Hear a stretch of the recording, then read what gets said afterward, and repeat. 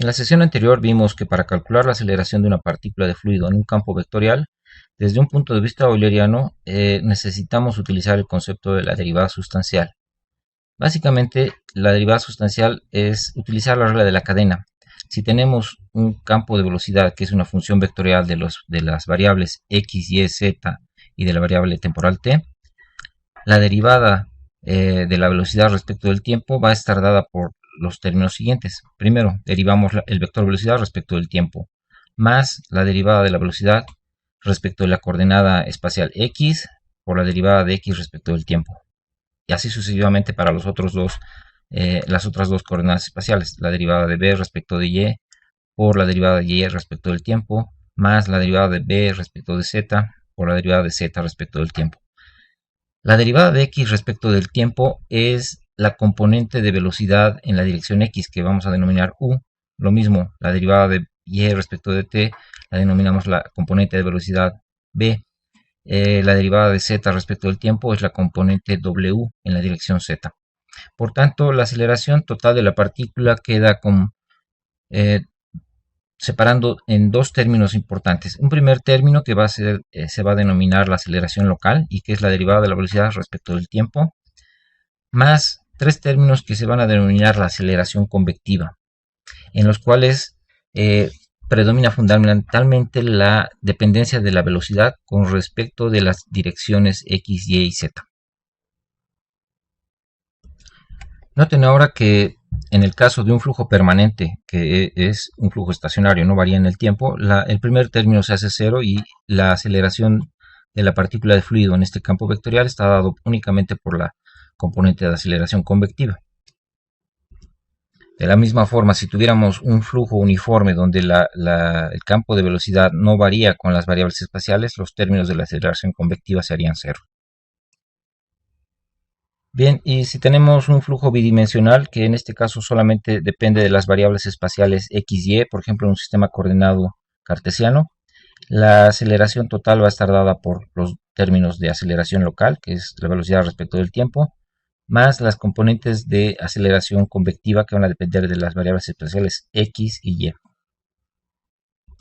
En el caso de un flujo unidimensional, donde del campo de velocidad o vector función vectorial de velocidad depende únicamente de una variable espacial x y de la variable temporal t, la aceleración de la partícula va a estar dada por esta expresión. En el caso de la aceleración de una partícula a lo largo de una línea de corriente, lo que hacemos es derivar a lo largo de la línea de corriente, que vamos a denominar la variable espacial s, que va a definir la longitud de la línea de corriente, y por tanto nuestra aceleración de la partícula va a estar dada por su término de aceleración local y su término de aceleración convectiva.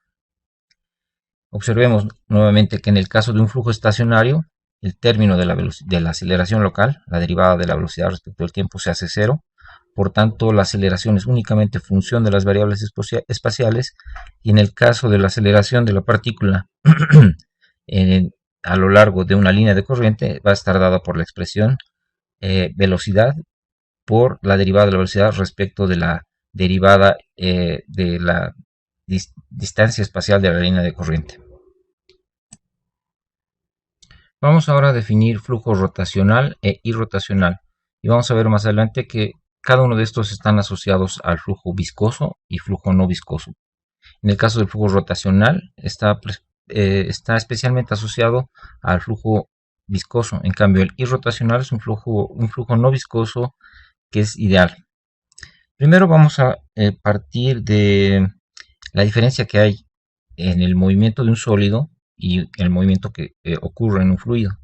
Cuando movemos un sólido, por ejemplo, cuando lanzamos una piedra, el sólido se mueve en el espacio sin cambiar su forma. En cambio, cuando tenemos un fluido, una partícula de fluido que se está moviendo en un flujo, esta va a sufrir deformaciones.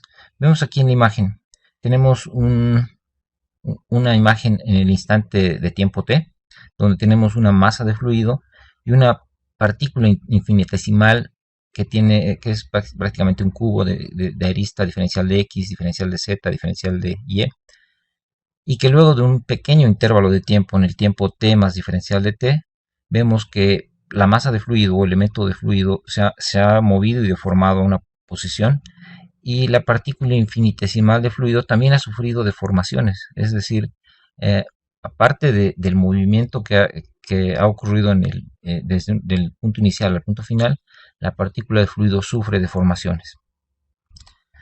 Para entender estas deformaciones vamos a imaginarnos un flujo bidimensional que ocurre solamente en las coordenadas X y Y, como vemos aquí en la imagen. Imaginemos que nuestra partícula o elemento diferencial de partícula de fluido es este rectángulo que vemos aquí sombreado en color azul, y luego de un pequeño intervalo de tiempo, luego de un diferencial de tiempo después, la partícula que está en el movimiento de fluido se desplaza a su nueva posición, pero cambia de forma, como se ve aquí en la línea segmentada. Bien, esta deformación y traslación en el movimiento de la partícula puede clasificarse en cuatro movimientos básicos, si quieren llamarlo así. El primero va a estar dado por la traslación, donde la partícula de fluido que tiene la forma de un cuadrado se desplaza sin modificar sus dimensiones, se ve aquí la línea segmentada, mantiene su misma geometría y únicamente ha ocurrido una traslación, como si fuera un movimiento de cuerpo rígido. Lo mismo ocurriría con la rotación. Aquí vemos, por ejemplo, la misma partícula, luego de un pequeño intervalo de tiempo, la partícula ha rotado respecto de su centro, por ejemplo. Tenemos la línea segmentada que muestra la rotación de la partícula.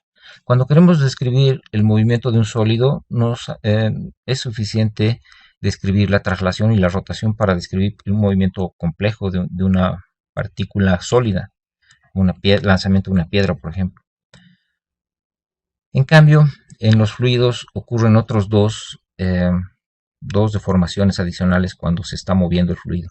El fluido se deforma al moverse y sufre una deformación angular que está dada por, ustedes ven aquí en la gráfica, una rotación de las aristas del cuadrado que está asociado al esfuerzo cortante, y luego sufre una deformación lineal, es decir, sufre un encogimiento o una elongación, y que este va a estar asociado a esfuerzos normales, que en este caso es la presión.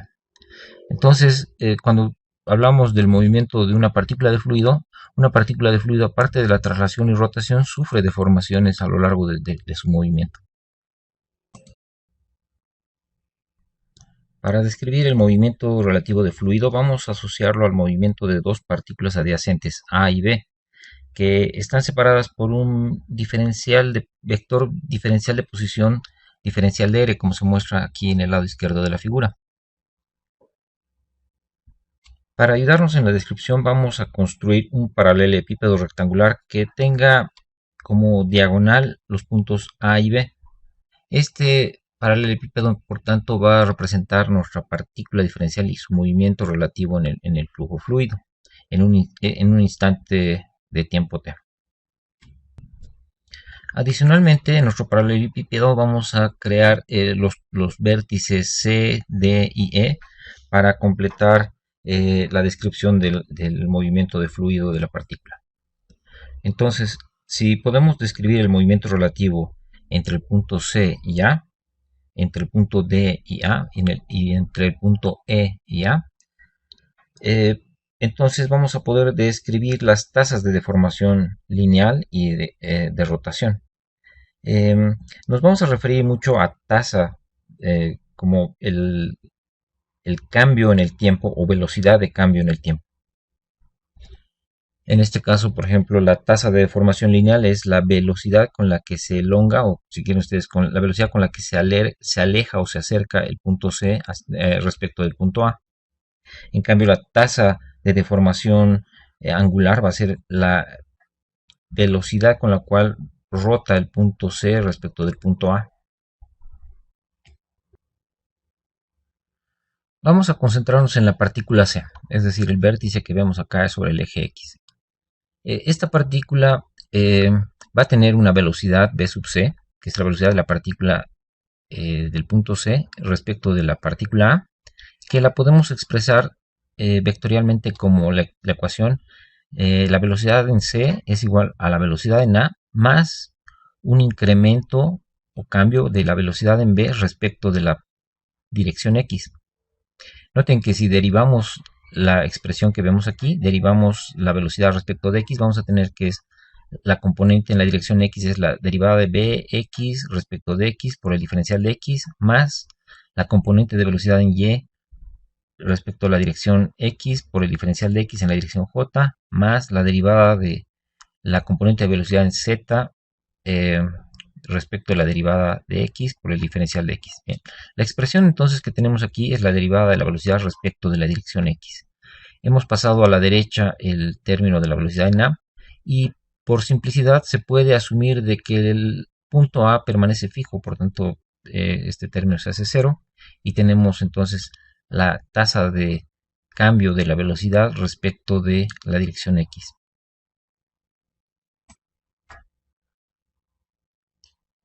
Bien, como comentamos, es mucho más sencillo considerar que A está en reposo y C está en movimiento.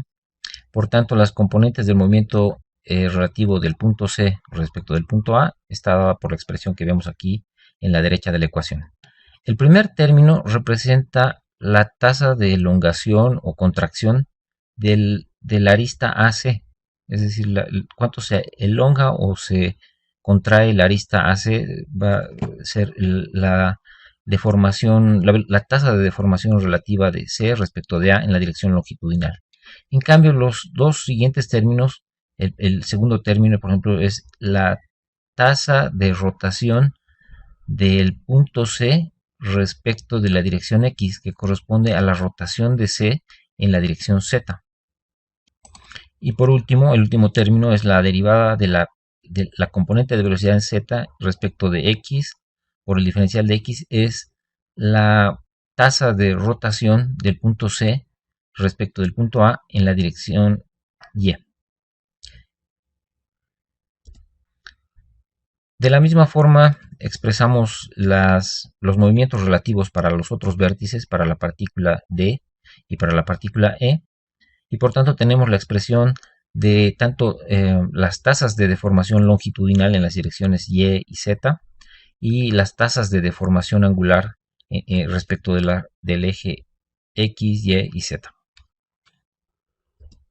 Bien, concentrémonos por un momento en el primer término. La componente la componente derivada de Bx respecto de X por el diferencial de X representa la tasa de elongación o contracción del segmento AC. Si lo expresamos por unidad de longitud, es decir, si dividimos entre diferencial de X, nos va a quedar una tasa de deformación unitaria que la expresamos con la simbología epsilon x va a ser igual a la derivada de la componente bx respecto de x. Aquí es bueno recordar de mecánica de materiales que esta es una deformación unitaria pero derivada en el tiempo, es decir, una tasa de deformación unitaria. Si recordamos, la deformación unitaria longitudinal está asociada a esfuerzos normales. En este caso, el esfuerzo normal es la presión. Bien, y la tasa de deformación en las otras dos direcciones corresponden a las direcciones Y y Z. Serían los términos de la tasa de deformación longitudinal en la dirección X, en la dirección Y y en la dirección Z. Bien, y finalmente nos faltan los términos de la deformación angular que corresponden a las componentes de velocidad en Y respecto de X por el diferencial de X y la componente de velocidad en Z respecto de X por el diferencial de X, por ejemplo, para el punto C, que representan las rotaciones del punto C respecto del punto A en la dirección Z y en la dirección Y. Por ejemplo, la componente derivada de By respecto de X va a representar la velocidad angular del segmento AC alrededor del eje Z. De la misma forma, el punto D, en el punto D tenemos que la derivada de Bx respecto de Y es la tasa de velocidad angular unitaria, que es la velocidad angular AD alrededor del eje Z. Bien, restando como resultado vamos a tener la tasa promedio de rotación de los segmentos AC y AD alrededor del eje Z, es decir, tomando la rotación del elemento AC y la rotación del elemento AD respecto del eje Z. Si tomamos un promedio, la expresión va a estar dada por esta expresión. Por tanto, la tasa de cambio de ángulo del ángulo CAD va a estar dada por la expresión que vemos aquí en la ecuación central. Aquí utilizamos el símbolo gamma para describir el ángulo de distorsión de la partícula. En este caso, gamma, derivada de gamma respecto del tiempo, con los subíndices x y para indicar la dirección de la distorsión. Nuevamente recordamos que utilizamos el símbolo gamma en mecánica de materiales para describir eh, la deformación unitaria angular o distorsión.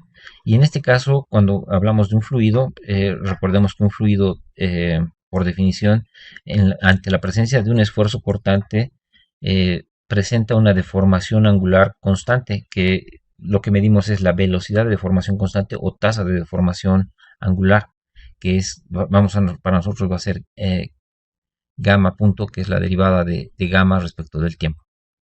De la misma forma vamos a tener las tasas de deformación angular en las direcciones x, z y en las direcciones y, z, dadas por las expresiones que vemos en las ecuaciones en la parte inferior de la diapositiva.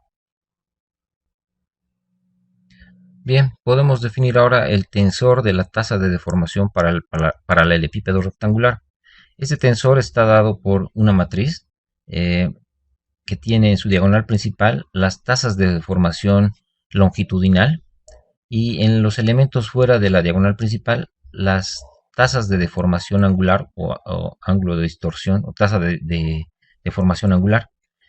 La expresión del promedio de la deformación de la derivada de b respecto de x menos la derivada de bx respecto de y va a representar en nuestro caso para un medio deformable la velocidad angular en la dirección z, wz, de cuerpo rígido alrededor del eje z.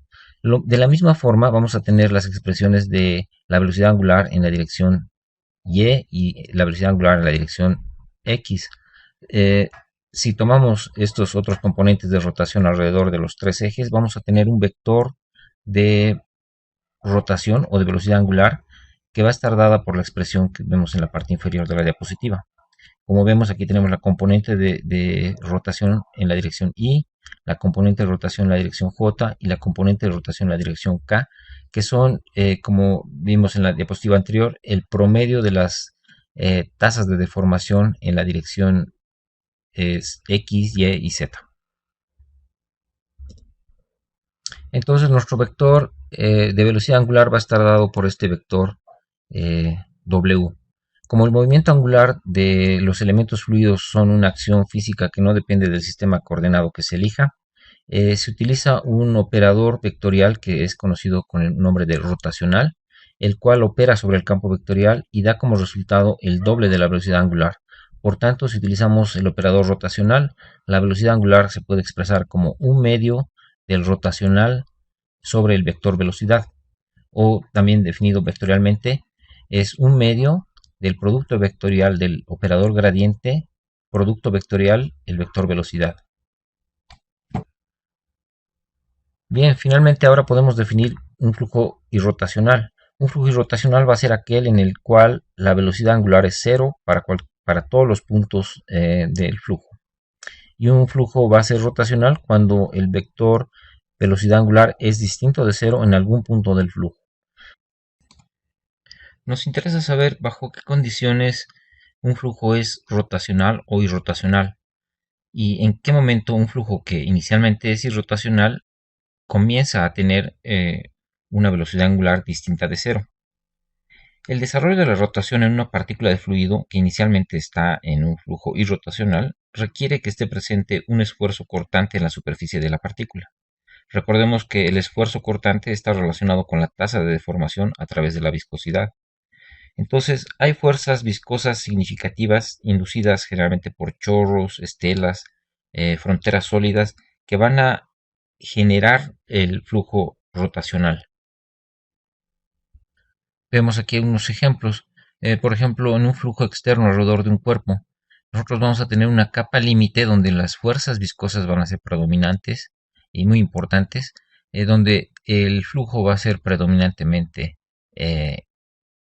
rotacional.